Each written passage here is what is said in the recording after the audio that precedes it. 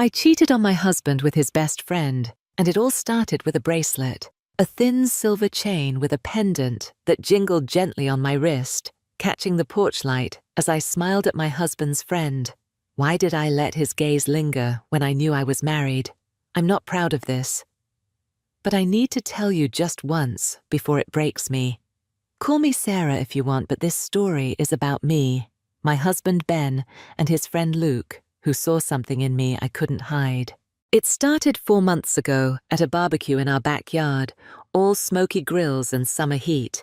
Ben was flipping burgers. His apron stained his laugh, loud and steady, the anchor of our 10-year marriage. Luke, his college buddy, was new in town, crashing at our place while he settled in.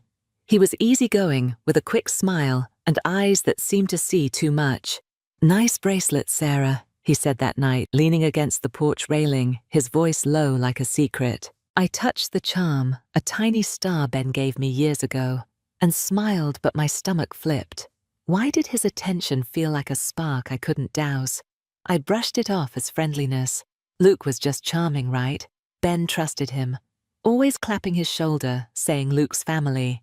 But the moments piled up. He'd linger when I washed dishes, his arm brushing mine as he grabbed a towel. "You make this place feel like home," he'd say, his tone too warm, too close. I'd laugh, my bracelet jingling, and change the subject, but my cheeks burned. One evening, as I set out drinks, I caught him watching me from the couch, the TV's glow flickering across his face. "You need help, Sarah?" he asked, his smile slow. "I'm good," I said, my voice shaky, but my heart was racing. That night, I lay beside Ben, his snores soft, the ceiling fan humming above. I slipped off my bracelet and set it on the nightstand, promising myself I'd keep things light, normal. But the next morning, Ben mentioned a game night with Luke and some friends. "It'll be fun, babe," he said, kissing my forehead. Luke was already in the kitchen pouring coffee, and when he looked at me, his eyes held a question I wasn't ready to answer. Why did I feel like I was already slipping? The game night was days away, but Luke's presence in our house was like a low hum I couldn't tune out. My bracelet stayed on my wrist, its star charm catching light every time I moved, a reminder of that porch moment when Luke's eyes found me. I loved Ben, his steady hands, the way he'd hum while fixing the sink. But Luke's attention was waking something in me, something reckless I didn't trust. Why was I letting a look unravel me when I had everything I needed? That Wednesday, I was in the garage, sorting paint cans for a project, the air thick with dust and the faint tang of turpentine. Ben was at work, the house quiet except for the occasional creak of the floorboards. I didn't hear Luke until he was there, leaning against the workbench, a soda in hand. "You're always busy, Sarah," he said, his voice warm, teasing, but with an edge that made my skin prickle. I straightened, brushing dust off my jeans, my bracelet jingling softly.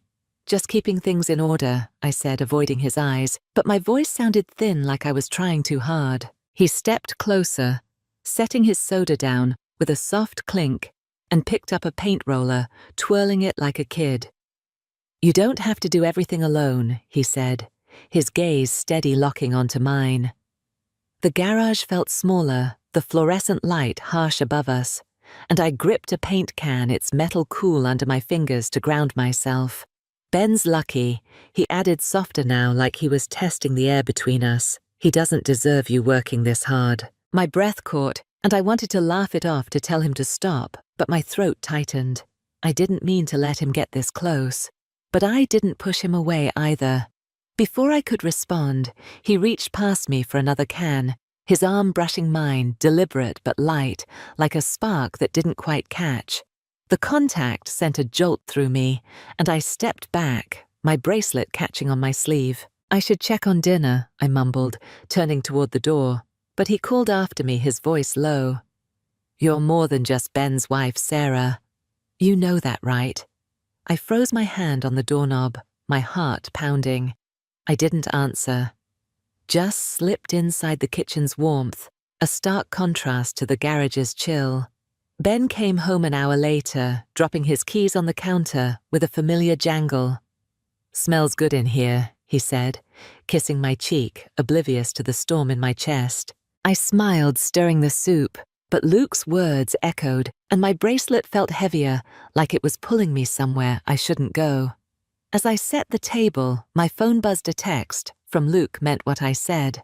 My finger hovered over the screen, and I hated myself for not deleting it right away. What was I letting him start? Game night arrived, filling our living room with laughter and the clatter of board game pieces.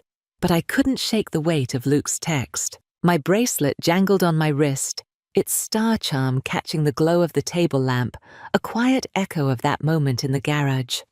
Ben was in his element, joking with friends, his arm slung over my shoulder. But every time Luke's eyes met mine, my stomach twisted with a mix of guilt and something I didn't want to name. Why was I letting this pull me when I knew it could unravel everything I'd built with Ben? The room was warm, the air thick with the scent of popcorn and beer. I busied myself refilling bowls, dodging Luke's gaze as he sat across from me rolling dice with a grin that felt too personal. Our friend Mia, always the life of the party, was there, her loud laugh cutting through the chatter as she teased Ben about his losing streak. "Sarah, how do you put up with this guy?" she said, winking at me, her energy a bright distraction. I forced a smile, my fingers brushing the bracelet, and handed her a drink, grateful for her oblivious cheer.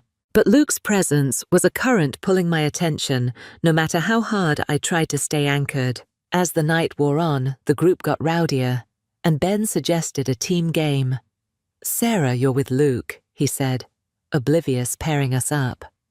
My heart sank, but I nodded, sliding into the seat beside Luke, the couch cushions dipping under us. His knee brushed mine under the table, a fleeting touch that sent heat up my spine. "We've got this, Sarah," he said, his voice low, meant just for me, and I felt the room shrink, the laughter fading to a distant hum.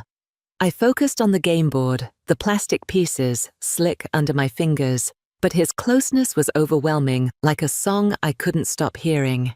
During a break, I escaped to the kitchen to grab more snacks, the cool tile grounding me as I opened the fridge. Luke followed, leaning against the counter, his shadow falling over me in the dim light of dusk, filtering through the window. "You're avoiding me," he said, his tone half teasing, half serious, his eyes searching mine. I shut the fridge, clutching a bag of chips, my bracelet catching the light. "I'm married, Luke."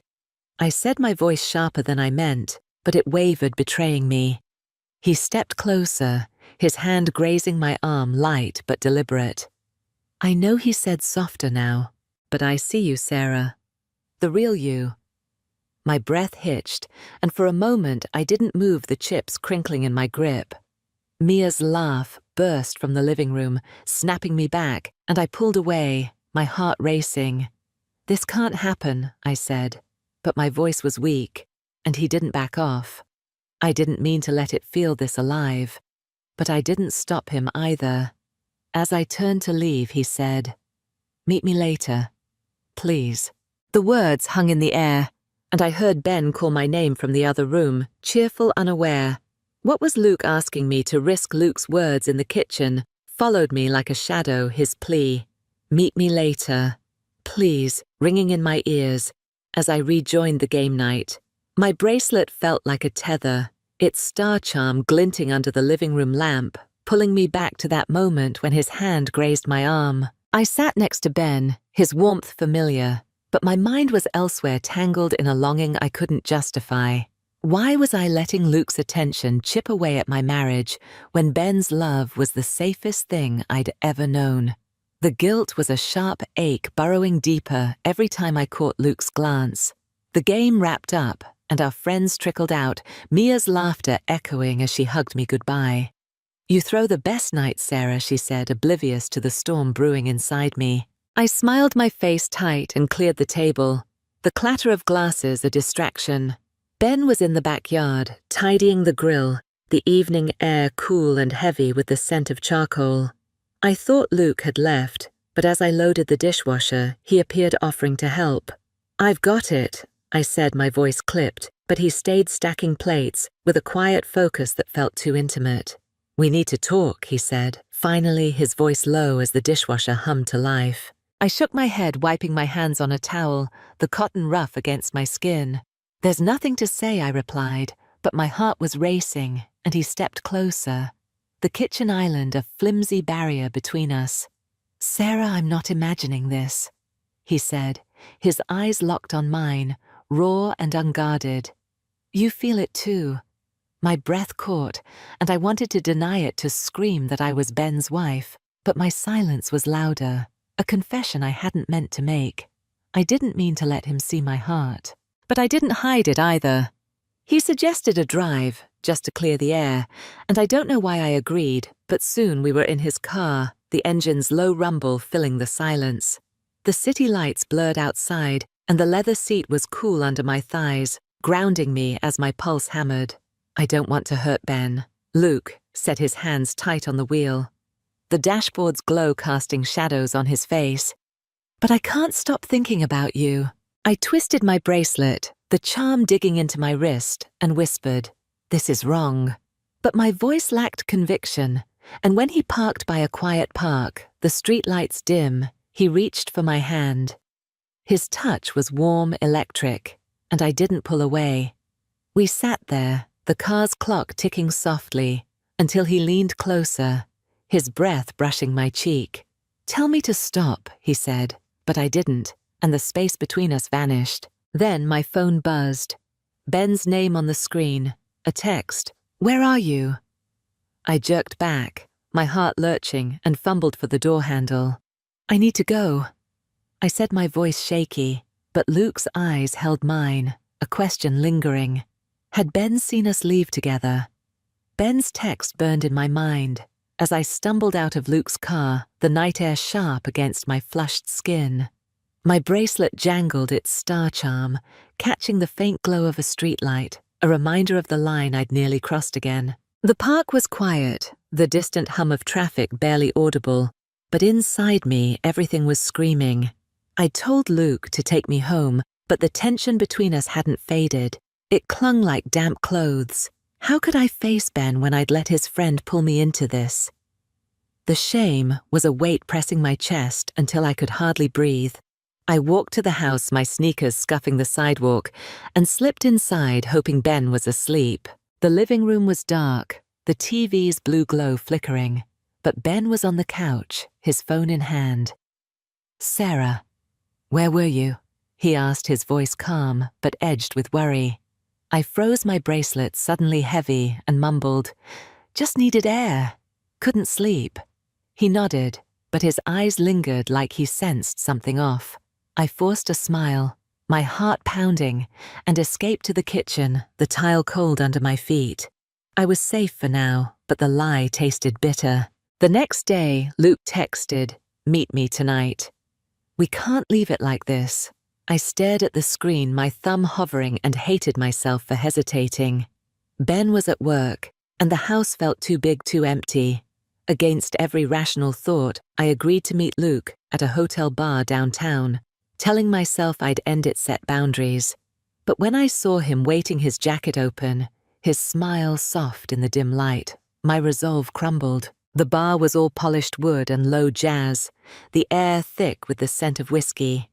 We sat in a booth, my bracelet glinting as I sipped water, the glass slick with condensation. "You're not happy, Sarah," Luke said, leaning forward, his voice low, like a secret meant just for me. "I see it. You deserve more." His words hit hard, peeling back a truth I'd buried, that spark of wanting to feel alive again. I shook my head, but my throat tightened. "I'm married," I said, but it sounded weak, like I was convincing myself. He reached for my hand, his fingers warm, and I let him hold it, the touch igniting something I couldn't douse. We talked then, didn't, and somehow ended up in a room upstairs, the door clicking shut with a sound that felt final. The room was dim, the curtains heavy, and Luke's kisses were urgent, my bracelet catching on his shirt as I gave in. For those moments, I forgot. Ben forgot myself. lost in a rush. I hadn't felt in years. I didn't mean to open that door, but I walked through it anyway. When it was over, I lay there, the sheets cool, the AC's hum filling the silence. Luke was beside me, his breathing slow, but the guilt crashed in heavy and suffocating. I slipped out my bracelet, dangling, and caught a cab home, the city lights blurring through my tears. As I unlocked our door, I heard Ben's car pull in. Would he know just by looking at me? The front door clicked shut behind me, the sound sharp in the quiet house as Ben's car engine hummed outside. My bracelet hung loose on my wrist, its star charm glinting faintly in the hallway's dim light, a silent witness to the hotel room I'd just left. The guilt was a vice squeezing my chest until I could barely breathe, and I felt like a stranger in my own home. How could I stand here pretending to be Ben's wife when I'd let Luke's hands erase the promises I'd made? The shame was relentless, clawing at me as I kicked off my shoes, the hardwood cool under my bare feet. I hurried to the bathroom, locking the door, and leaned over the sink, the faucet dripping with a steady plink that matched my racing pulse. My reflection was harsh eyes, red hair, mussed lips swollen from Luke's kisses. I splashed cold water on my face, the shock of it sharp but useless against the weight of what I'd done. I didn't mean to betray him, but I chose it, didn't I? The words echoed in my head, a confession to the mirror, and I gripped the counter, my bracelet scraping the porcelain, grounding me in the wreckage of my choices. Ben knocked softly. "Sarah, you okay?" His voice was warm, tired, and I flinched, my heart lurching like I'd been caught. "Yeah, just washing up." I called, my voice brittle, praying he wouldn't hear the lie. He mumbled something about a late dinner and shuffled to the kitchen, the clatter of pans, a painful reminder of his trust. I dried my face, the towel rough against my skin, and forced myself to join him. He was heating leftovers, the microwave's hum filling the silence, and he smiled when he saw me. "Rough night?" he asked, setting a plate of pasta in front of me, the steam curling upward. I nodded, my throat tight, and picked at the food, each bite a struggle. The next day, I moved through the house like a ghost, avoiding my phone, where Luke's text sat unanswered. Mia stopped by her usual brightness, a stark contrast to my fog, dropping off a book she'd borrowed. "You look wiped." "Sarah," she said, her brow furrowing as she hugged me, her perfume light and citrusy. "Everything okay?" I forced a laugh, muttering about work stress, but her concern felt like a spotlight on my secret. By afternoon, I escaped to the garden, kneeling in the dirt, the soil cool under my fingers as I pulled weeds. It was a small relief, the simple task reminding me of quieter days, planting herbs with Ben. But even that memory stung now. As dusk settled, Ben came home, his keys jingling as he dropped them on the counter. "Luke's coming over tomorrow," he said casually, and my stomach dropped, my bracelet suddenly heavy. "Thought we could grill." I nodded, my smile frozen, but inside I was spiraling. I couldn't keep this hidden, it was poisoning me. But telling Ben meant risking our marriage, our life. As he kissed my forehead, his touch gentle, my phone buzzed in my pocket. Luke again. Would I face him tomorrow, or confess before he could pull me back in? The prospect of Luke coming over hung over me like a storm cloud, and the weight of my secret was crushing. My bracelet jangled on my wrist, its star charm catching the morning light streaming through the kitchen window, a quiet echo of the hotel room where I'd lost myself. Ben was humming as he prepped for the grill. His trust in me as steady as ever, but every note of his tune felt like a judgment. I'd always been honest with him about my fears, my dreams, but now I was hiding a betrayal that could shatter us. The fear of losing him was a cold knot in my chest, and I knew I couldn't face Luke without telling Ben the truth first. I found him in the backyard, wiping down the grill, the air sharp with the scent of lighter fluid and fresh-cut grass. His flannel shirt was rolled up, his hands steady, and the sight of him so familiar, so Ben, made my throat tighten. I set my coffee mug on the patio table, the ceramic clinking softly, and took a breath. "Ben, we need to talk," I said, my voice barely audible over the chirping birds. He turned, his smile fading as he saw my face. "What's wrong, babe?" he asked, stepping closer, his brow creased with worry. I twisted my bracelet, the charm digging into my skin, and forced the words out. I made a mistake. With Luke. His face went still, like the air had been sucked out of the yard. I pushed on, my voice shaking. "It was one night at a hotel. I didn't mean for it to happen, but it did. And I'm so sorry." The silence was heavy, broken only by the distant hum of a lawnmower. Ben's eyes darkened, his jaw tight, and he stepped back, his hands balling into fists. "Luke," he said, his voice low, raw. "My friend. How could you, Sarah?" The hurt in his gaze was worse than anger, and I felt like I was shrinking my confession, a blade I'd turned on us both. "I don't know," I admitted, tears burning my eyes. "I was lost, but I love you. I always have." He turned away, staring at the fence, his shoulders rigid. "I need space," he said finally, his voice flat, like he was holding himself together with effort. He grabbed his keys from the table and walked out the gate, slamming behind him. I sank onto a patio chair, the metal cold against my thighs, and clutched my bracelet, its chain warm from my skin. I'd told the truth, but it didn't feel like relief. It felt like I'd broken something irreparable. The grill sat unused, the lighter fluid scent now sour in my nose. Luke was due in hours, and I didn't know if Ben would be back by then. What would I say when Luke walked through the door, acting like nothing had changed? The backyard was quiet after Ben left, the birds gone silent, the air heavy with the fading scent of lighter fluid. My bracelet rested in my palm, its star charm dull, without the sunlight. A faint echo of that barbecue night, when Luke's gaze first caught me. I'd told Ben the truth, and his hurt, those darkened eyes, that flat voice, was a wound I'd inflicted.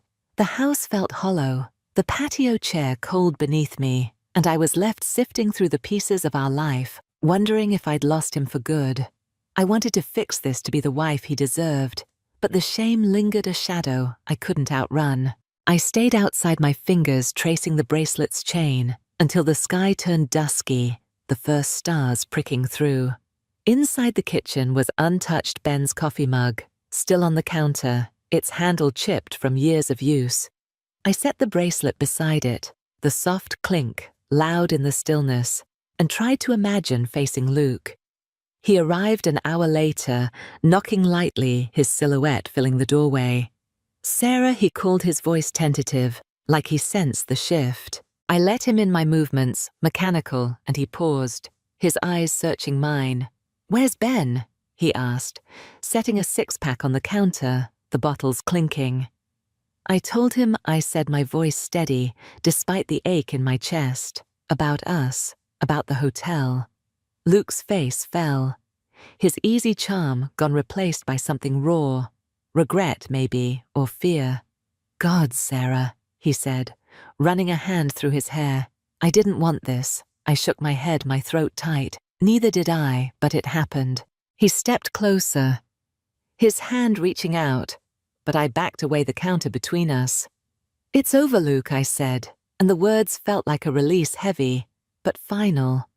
He nodded, his jaw tight, and left without another word, the door clicking shut behind him. Ben came home past midnight, his eyes tired, but softer, like he'd wrestled with his anger and found something else. We sat in the living room, the fan humming above, and talked about trust, about pain, about whether we could rebuild. It wasn't forgiveness, not yet, but it was a start. I stopped wearing the bracelet, tucking it away, but its weight stays with me, a reminder of what I risked. Luke moved out of town, and Mia's still around, her laughter, a bittersweet echo of easier nights. Ben and I are trying day by day, some moments warm, others fragile, like glass we're learning to handle. The bracelet's in a drawer now, but I see it in my mind, glinting on that porch, catching Luke's eye. I told you this because I had to, because the truth was too heavy to carry alone. If you've ever made a mistake that broke someone you love, or wanted something you couldn't keep, I'm here listening. I'm not perfect, but I'm still standing hoping. Leave what you must. I already did.